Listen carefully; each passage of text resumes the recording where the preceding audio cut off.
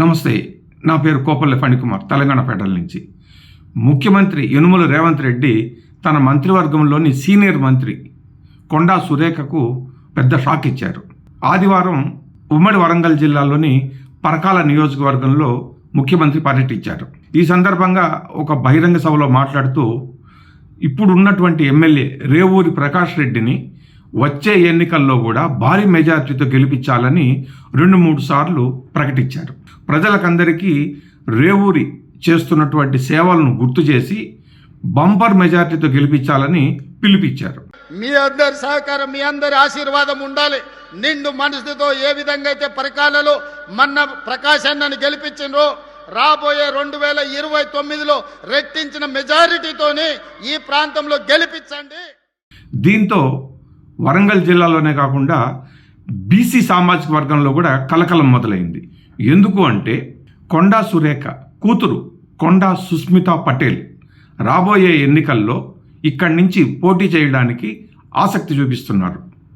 ఒక రకంగా రాబోయే ఎన్నికల్లో తానే ఇక్కడి నుంచి పోటీ చేస్తానని తన అభ్యర్థిత్వాన్ని కొండా సుస్మిత ఎప్పుడో ప్రకటించేసుకున్నారు. దీనికి కొండా సురేఖ, కొండా మురళి దంపతులు మద్దతు పలికారు. దాంతో ఏమైందంటే కొండా సుస్మితకు మద్దతుగా పరకాల నియోజకవర్గంలోని కొండా మద్దతుదారులందరూ చాలా యాక్టివ్గా పనిచేస్తున్నారు ఆమె గెలుపు కోసం. ఇటువంటి నేపథ్యంలో ముఖ్యమంత్రి సడన్గా సిట్టింగ్ ఎమ్మెల్యే రేవూరి ప్రకాష్ రెడ్డికే మళ్ళీ బంపర్ మెజార్టీతో గెలిపించాలి అని ప్రకటించారంటే అర్థం ఏమిటి? రాబోయే ఎన్నికల్లో రేవూరి ప్రకాష్ రెడ్డికే టికెట్ ఇవ్వబోతున్నట్లు, తిరిగి ప్రకాష్ రెడ్డి పోటీ చేయబోతున్నట్లు రేవంత్ రెడ్డి చెప్పకనే చెప్పినట్లు అయింది. ఇప్పుడు దీనివల్ల సమస్య ఏమైందంటే ఇప్పటికే కొండా సురేఖ దంపతులకు రేవంత్ రెడ్డికి సరైనటువంటి సఖ్యత లేదు.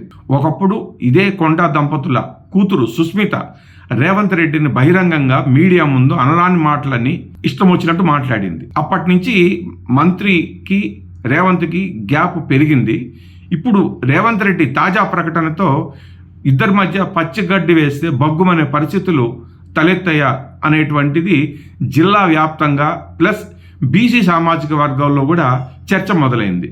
ఎందుకు అంటే కొండా సురేఖ దంపతులు బీసీ సామాజిక వర్గానికి చెందినవారు. జిల్లాలో గట్టి పట్టు ఉంది. ఎలాగంటే కొండా సురేఖ ఒకప్పుడు ఈ పరకాల నియోజకవర్గంలో ఎమ్మెల్యేగా ప్రాతినిధ్యం వహించారు.